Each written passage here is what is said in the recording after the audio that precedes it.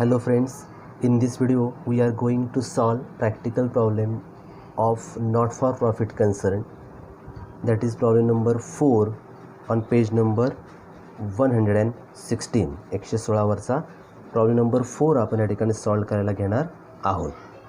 Step माहिती आहे आपल्याला. पहिल्यांदा आपण रीडिंग करतो, प्रॉब्लेम रीड करायचा आणि मार्क करून ठेवायचं, म्हणजे आपलं सोपं पडतं.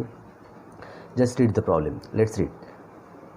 Following is the receipt and payment account of Satara sports club. Satara sports क्लबचा अकाउंट बनवायचं आहे. सातारा.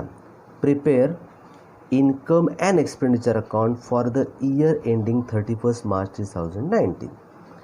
त्याने आपल्याला प्रिपेअर करायला सांगितलं आहे. फक्त त्यांची रिक्वायरमेंट एकच आहे, that is income and expenditure accounts, not balance sheet. Income and expenditure account for the year ending 31 March 2019 एवढंच प्रिपेअर करायचं आहे. ठीक आहे. आपण रिसिप्ट अँड पेमेंट अकाउंट वाचूया. They give us receipt and payment account for the year ending 31 March 19. Debit, that is receipt. रिसिप्टला असणारे items आपण माहिती आहेत, लिहून मागे इंट्रोमध्ये बघितलेलं आहे. रिसिप्ट साईड अर्थातच कुठे जाणार, income side and liability. Income and liability. Payments, expenditure and asset. Okay. Short फॉर्ममध्ये आपण I for income, L for liability, E for expenditure, A for asset असं आपण या ठिकाणी मार्क करून घेणार आहोत. ठीक आहे. रिसिप्ट साईडला इन्कम अँड लायबिलिटीज कंटेंट येणार आहेत. आपण बघूया. To balance brought down, that is cash in hand, cash at bank. हा तुमचा सुरुवातीचा brought down, that is opening balance. आणि आपण बनवतो आहे क्लोजिंग डेटसाठी असणारं, आणि त्या क्लोजिंग बॅलन्स ऑलरेडी या ठिकाणी तुम्हाला काढून दिलेला आहे बाय बॅलन्स कॅरी डाऊन. त्याच्यामुळे हा ओपनिंग तुमचा कन्वर्ट झाला. रिसिप्ट साईडला आपण ओपनिंगने सुरुवात केली होती, एवढ्या रिसिप्ट झाल्या, एवढी पेमेंट्स केली, आणि 31 मार्चला आपल्याकडे एवढा बॅलन्स आता अवेलेबल असल्यामुळे आपण क्लोजिंग बॅलन्स विचारात घेणार.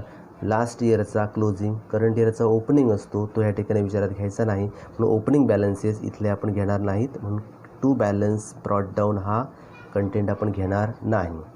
टू सबस्क्रिप्शन इन्कम आहे, but they are given the date. Year दिली बघा, 2017-18, 18-19 अँड 19-20. करंट इयर आपलं कोणतं अकाउंट बनवायचं आहे, 31 मार्च 2019. म्हणजेच करंट इयर कोणतं असणार, 18 अँड 19. 2018 अँड 19 म्हणजे हे 2017-18 कोणतं year, previous year, last year.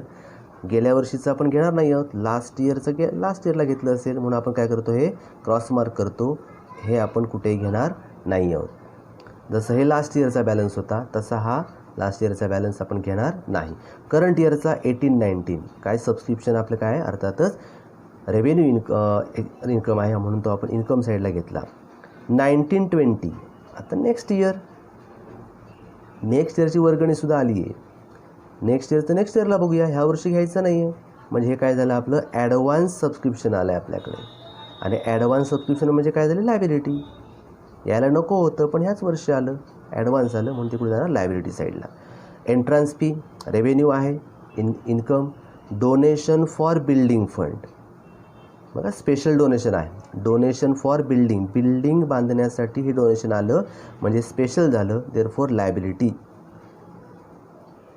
If they mention only donation, फक्त डोनेशन म्हटलं असतं त्याने, तर आपण याला कुठे घेतलं असतं, इन्कम साईडला. म्हणजे आपण याला जनरल डोनेशन म्हटलं असतं, ज्याचा वापर आपण कुठेही करू शकतो.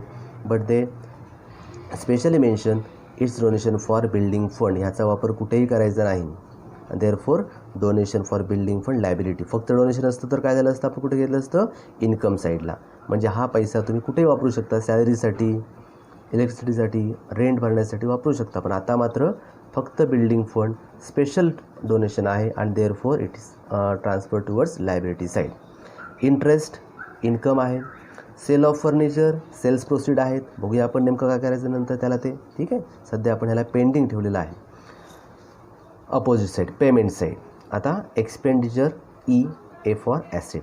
Salaries revenue expenditure, therefore expenditure. Rent revenue आहे, expenditure. into bracket there is some information including 2000 for 2017-18 therefore internal adjustment या ठिकाणी ह्याला एक इंटरनल ॲडजस्टमेंट आहे, आपण त्याला स्टार मार्क करून ठेवलं आपल्या माहितीसाठी. By electricity charges expenditure fix deposit, पैसे आपण डिपॉझिट करून ठेवले आहेत, asset. Printing stationery expenditure. General expenses expenditure. Information आहे बघा, including ₹500 paid for next year. या ठिकाणी इन्फॉर्मेशन आहे, दॅट इज ॲडजस्टमेंट म्हणूया आपण याला, आणि म्हणून ह्याला आपण काय केला, एक स्टार मार्क करून ठेवला, इंटरनल ॲडजस्टमेंट आहे म्हणून. By sports material purchased. Sports material कुठे जायला पाहिजे, ॲसेट साईडला, पण मी इथे याला एक्सपेंडिचर म्हणालो आहे का ते आपण नंतर बघूया. एक्सपेंडिचर, ठीक आहे. By balance carried down. Receipt payment account आपलं कॅश अकाउंट असतं, cash, therefore cash in hand. Cash balance तुमचा शिल्लक 8,900 आणि कॅश ॲट बँक हा तुमचा बँकेचा बॅलन्स आहे, हा तुमचा काय झाला, ॲसेट झाला, क्लोजिंग बॅलन्स आहे, हा मात्र आपण घेणार आहोत. ठीक आहे, हे रीड केलं आपण. आता adjustments. Outstanding subscription for current year. Current इयरचं आउटस्टँडिंग आहे, therefore star mark to. Subscription 3 आहेत आपल्याकडे, previous year, current year, next year. Current इयरचं आहे म्हणून करंट इयरला आपण स्टार मार्क करून ठेवलं. Outstanding rent for current year, once again rent, second star mark, second star mark करून ठेवला आपण. 2 ॲडजस्टमेंट आहेत. Entrance fees are to be treated as revenue income. Information आहे एंट्रन्स फीबद्दल, ॲडजस्टमेंट नाही, इन्फॉर्मेशन आहे, सांगतो नंतर. Stock of sports material as on 1/4/2018 ₹6,000 and 31 March 2019 ₹14,000. इथे स्टॉक दिला आहे स्पोर्ट्स मटेरियलचा, याचा अर्थ ओपनिंगला किती होतं आपल्याकडे मटेरियल, क्लोजिंगला किती आहे, आणि याच्यामुळे तुम्हाला कन्झ्युमेबल स्पोर्ट्स मटेरियल या ठिकाणी काढायचं आहे, बरोबर आहे. पण स्पोर्ट्स मटेरियलला या ठिकाणी मी ॲसेट नाही म्हणालो, तो काय म्हणालो, एक्सपेंडिचर. हा ओपनिंग क्लोजिंग स्टॉक नसता तर आपण ह्याला कुठे घेतलं असतं, ॲसेट साईडला, फिक्स ॲसेट म्हणून. पण हा फिक्स का नाही आहे, कारण तुमचा ओपनिंग बॅलन्स आणि क्लोजिंग बॅलन्स चेंज होत राहतो, याचा अर्थ स्पोर्ट्स मटेरियल जे आहे ते कन्झ्युमेबल आहे, आणि म्हणून त्याला आपण कुठे घेतलं, एक्सपेंडिचर साईडला. ठीक आहे, प्रिपेअर करूया. काय प्रिपेअर करा म्हटले त्याने, इन्कम अँड एक्सपेंडिचर अकाउंट. म्हणून आपण तेवढंच फक्त अकाउंट तयार करून घेऊया आणि पोस्टिंग करूया. तयार केलं बघा, हे आपल्या टॉपिकचं नाव account of not for profit concern मधला प्रॅक्टिकल प्रॉब्लेम नंबर 4 आपण सॉल्व करतो आहे, पेज नंबर 116वरचा. काय बनवा म्हटले त्यांनी आणि कोणाच्या बुक्समध्ये, in the books of Satara sports club. हे आपल्या कन्सर्नचं नाव आहे, त्या क्लबचं नाव आहे, चॅरिटेबल ट्रस्ट असल्यासारखं तो क्लब आपल्याकडे अवेलेबल आहे. त्याचं काय बनवा म्हणाल ते, income and expenditure account for the year ended 31 March 2019 as like a profit and loss account सारखंच अकाउंट बनवा, फक्त त्याला आपण काय म्हणालो, income and expenditure account. All expenses losses debit side, म्हणून याला आपण काय म्हणालो, डेबिट कॉलमला एक्सपेंडिचर, आणि all incomes and gains credit साईडला असतात, देअरफॉर ह्याला म्हणालो आपण इन्कम. ठीक आहे, debit credit inner outer column आपण सोयीसाठी तयार करून ठेवलेले आहेत. आपण ब्लू पेन सध्या बघूया. ब्लू पेन आपली पोस्टिंग आहे आणि रेड पेन्समध्ये आपण ॲडजस्टमेंट्स केल्या आहेत, म्हणून आपली स्टेप सध्या सेकंड काय येते, पोस्टिंग. ब्लू पेनमध्ये आपण पोस्टिंग करायला सुरुवात करूया. मग असे म्हटल्याप्रमाणे आपण मार्किंग केलं आहे. रिसिप्ट साईड या ठिकाणी खाली करूया. रिसिप्ट म्हणजेच क्रेडिट साईड असणार आहे, इन्कम आणि लायबिलिटी. आता सध्या आपण इन्कम बघूया कोणकोणते आहेत ते. इन्कम साईडला आपण त्यांना पोस्टिंग करून घेऊया. ठीक आहे, बघूया. इन्कम साईड आपण या ठिकाणी घेऊन ठेवली, बघूया इथे काय काय लिहून आपण मार्किंग करून ठेवलं. कुठे आय दिसतोय बघा, इथे आहे बघा, 2018-19ला काय सबस्क्रिप्शन आहे लिहून ठेवलं आपण. हे आपलं अकाउंट आहे. क्रेडिट साईडला आपण बाय लिहितो आणि इकडे ह्या बाजूला डेबिट साईडला आपण काय लिहितो, टू लिहितो. इथे मात्र टू सबस्क्रिप्शन, ते कॅशबुक होतं म्हणून टू सबस्क्रिप्शन लिहिलं. आता मात्र आपण इन्कम एक्सपेंडिचर अकाउंट तयार करतो आहे, आणि म्हणून ते थोडंसं पोस्ट करताना या बाजूला म्हणजे क्रेडिट साईडला आपण पोस्ट करतो आहे. सबस्क्रिप्शन लिहिताना मी लिहिलं आहे बाय सबस्क्रिप्शन 44,500. इन्कम साईडला या ठिकाणी आपण लिहितो आहे, इनर कॉलममध्ये अमाऊंट दिली आहे त्यांनी. करंट इयरचे किती आहेत, 44,500. एक ॲडजस्टमेंट आहे म्हणून आपण त्याला इनर कॉलममध्ये घेतलं आणि ही स्पेस सध्या सोडली. नेक्स्ट काय बघा, ही लायबिलिटी आहे, ती नाही घ्यायची. इंटरेस्ट, सॉरी एंट्रन्स फी राहिली बघा. टू एंट्रन्स फी इन्कम आहे, तो लिहून ठेवूया. By entrance fees, outer column 8,000. ठीक आहे. डोनेशन फॉर बिल्डिंग पण लायबिलिटी आहे, आपण फक्त आय बघूया. टू इंटरेस्ट आहे बघा, लिहून ठेवला. Bye interest 600 outer column. बाकी काय नाहीच आहे सध्या, म्हणजे इन्कम साईड पोस्ट करून आपली झाली. आता एक्सपेंडिचर जी पेमेंटला असणार आहे बघा या ठिकाणी. First salaries, by salary. आता बाय आहे ते इकडे काय होणार, टू. टू सॅलरीज 5000, या ठिकाणी आपण लिहून ठेवले 5000 टू सॅलरीज. ॲडजस्टमेंट त्याला नाही म्हणून आउटर कॉलममध्ये घेतले 5000. नेक्स्ट रेंट, तो सुद्धा पोस्ट करतो आहे आपण. टू रेंट, त्याला ॲडजस्टमेंट आहे म्हणून इनर कॉलममध्ये आपण लिहून ठेवले 5000 इनर कॉलममध्ये. 2 स्टार मार्क केले म्हणून स्पेस आपण सोडल्या 3 ओळी. नेक्स्ट घेतलं electricity charges, 2 electricity charges, outer column 1415. Next to printing and stationery, जिथे आपण लिहिलं आहे ते आपण पोस्ट करतो आहे. To printing and stationery 750 outer column. To general expenses adjustment आहे इनर कॉलम 5500, स्पेस सोडली. नेक्स्ट स्पोर्ट्स मटेरियल, मग त्याला मी काय म्हणालो बघा, टू स्पोर्ट्स मटेरियल कन्झ्यूम, किती कन्झ्यूम केलं आहे आपण, किती वापरलं ह्या वर्षभरामध्ये ते काढायचं आहे आपल्याला. म्हणून लिहिताना मी काय लिहिलं, टू स्पोर्ट्स मटेरियल कन्झ्यूम. आणि मग किती परचेस केले आपण बघा 40,000, ते लिहून ठेवले. न्यू परचेसेस 40,000 पोस्ट करून ठेवले. बाकीचं नंतर बघूया आपण 40,000. ठीक आहे, अशा प्रकारे आपली पोस्टिंग झाली. हे बाकीचे ॲसेट्स आहे, पोस्टिंग झाली. आता ॲडजस्टमेंट बघा.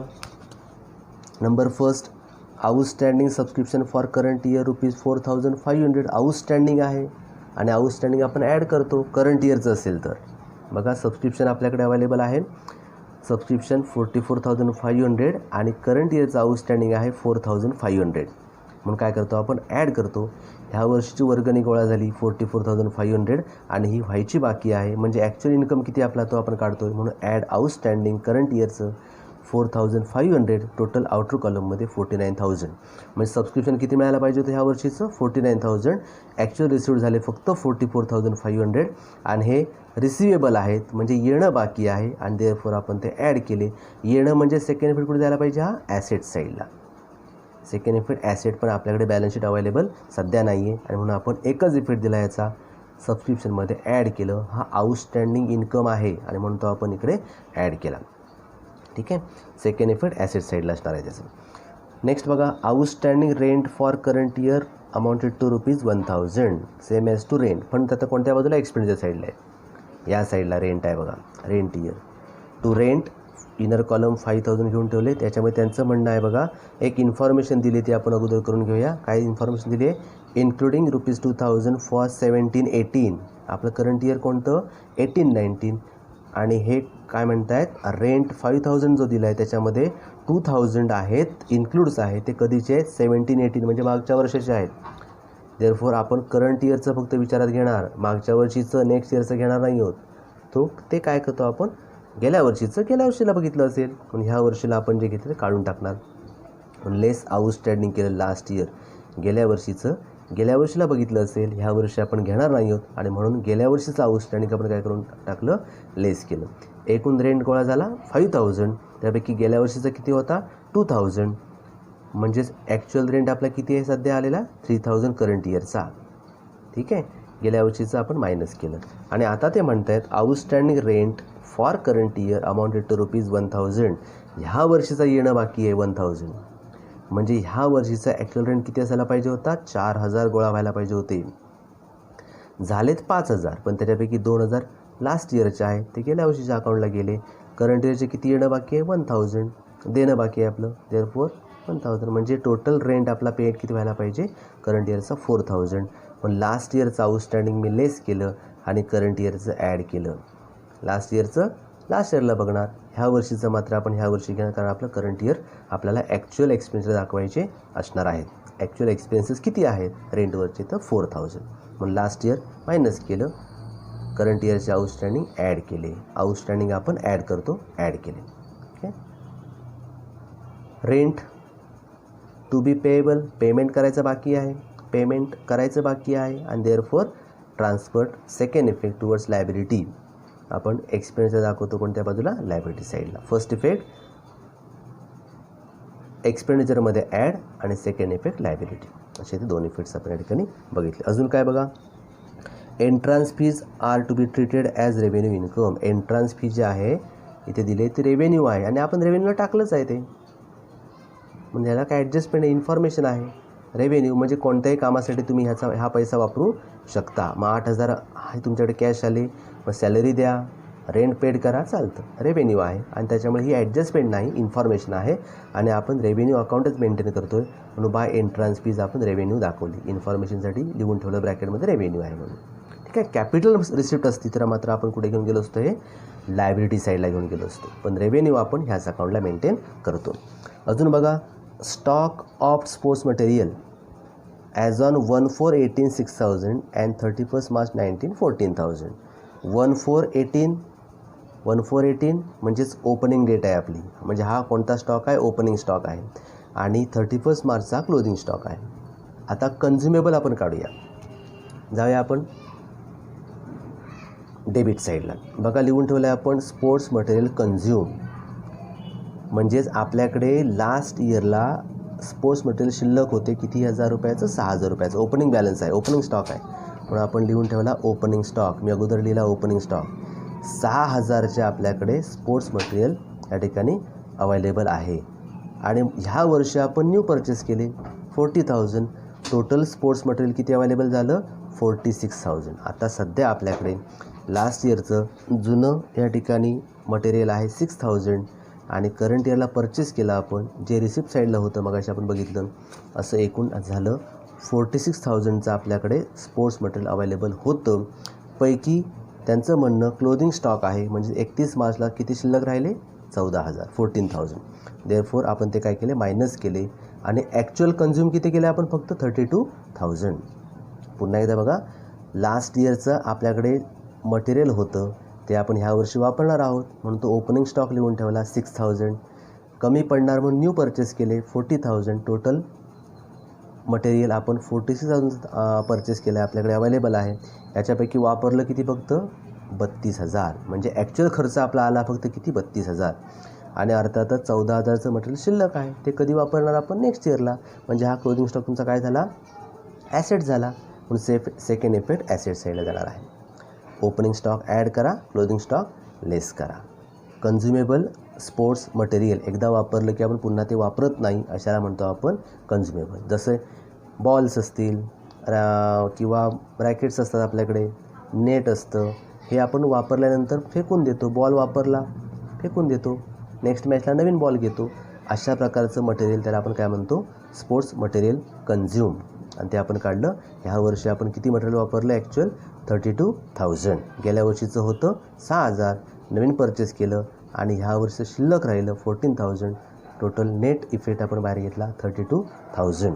ठीक आहे. अशा प्रकारे आपली ही ॲडजस्टमेंट ठिकाणी संपली. अजून एक आपण मगाशी पेंडिंग ठेवलं होतं, ते म्हणजे टू सेल ऑफ फर्निचर. एक फर्निचर होतं आपल्याकडे, ते आपण सेल केलं. किती रुपयाला सेल केलं, 4,500 रुपीज रिसिप्ट झालेत, म्हणजेच पैसे तुमच्याकडे अवेलेबल झालेत. Into bracket book value ₹8,000. Book value दिलं आहे त्याने किती, 1,000 रुपयाचं, 8,000. याचा अर्थ फर्निचर किती रुपयाचं होतं, 8,000चं होतं आणि ते विकलं आपण 4,500ला. आता ॲसेट नाही आहे आपल्याकडे फर्स्ट इफेक्ट द्यायला, पण सेकंड देऊ शकतो. 8,000चं फर्निचर आपण कितीला विकलं, 4,500ला. मीन्स लॉस, म्हणजे लॉस सहन केलं आपण, बेअर केलं आणि अर्थातच हे फर्निचर विकलं. देअरफोर डेबिट साईडला आपण ते सेकंड इफेक्ट देणार आहोत. एक्सपेंडिचर साईडला आपल्याला माहिती आहे debit all expenses and losses, म्हणून आपण लिहिलं या ठिकाणी loss on sale of furniture. Furniture विकलं, त्याचं लॉस झालं आपल्याला या ठिकाणी. अर्थातच ते कसं काढलं बघा आपण, टोटल फर्निचर होतं किती रुपयाचं, बुक व्हॅल्यू 8,000, ॲक्च्युअल रिसिप्ट झाले 4,500, म्हणजे लॉस झालं 3,500. ते आपण या ठिकाणी घेतलं. फर्स्ट इफेक्ट कुठे दिला असता आपण, फर्निचरमधनं लेस केले असते 8,000 आणि मग नेट इफेक्ट दिला असता ह्या बाजूला. उलटं झालं असतं प्रॉफिट, तर ह्या बाजूला घेतलं असतं. आपण जर आपण जास्त पैशाला विकलं असतं, जास्त किमतीला विकलं असतं, तर नेट अर्थात profit on sale of furniture म्हणून आपण इथे लिहिलं असतं. पण ह्या प्रॉब्लेममध्ये काय झालं, लॉस झालं आणि म्हणून ते आपण ह्या ठिकाणी दाखवलं. असं ह्या ठिकाणी आपण हे अकाउंट मेंटेन केलं. आता जसं प्रॉफिट अँड लॉस अकाउंट आपण क्लोज करायचं तसं हे क्लोज करायचं. कोणत्या साईड मोठ्या आहेत त्या बघायच्या, कोणती साईड मोठी आहे, अर्थातच क्रेडिट साईड बघतो आहे, ह्याची बेरीज करा, ह्याची बेरीज करा. तर ह्या ठिकाणी अवेलेबल मला दिसते बघा 57,600. ही इन्कम साईड मोठी दिसते, म्हणजे तुमच्याकडे पैसा जास्त आलेला आहे आणि तुमचा खर्च या ठिकाणी कमी झालेला आहे. मग ह्या पैशातनं आपण हा खर्च मायनस केला, तुमच्याकडे शिल्लक किती राहतात, 5,900. ह्याला आपण काय म्हणायचो, नेट प्रॉफिट म्हणायचो. इन्कम तुमचा जास्त आहे, खर्चापेक्षा, म्हणजे हा प्रॉफिट झाला एक प्रकारे, पण आपण नॉट फॉर प्रॉफिट कन्सर्नचा अकाउंट बघतो आहे आणि त्याच्यामुळे ह्याला काय म्हणणार आपण, सरप्लस म्हणजे शिल्लक. Excess income over expenditure, excess income जास्त खर्चापेक्षा, आणि त्याला म्हणतो आपण excess income over expenditure is called as surplus, आणि तो आला 5900. ठीक आहे, इथे आपलं हे अकाउंट संपलेलं आहे किंवा हा प्रॉब्लेम संपला आहे. सरप्लसचा आन्सर आपल्याकडे अवेलेबल आहे 5900. हा प्रॉब्लेम या ठिकाणी संपला. थँक्यू.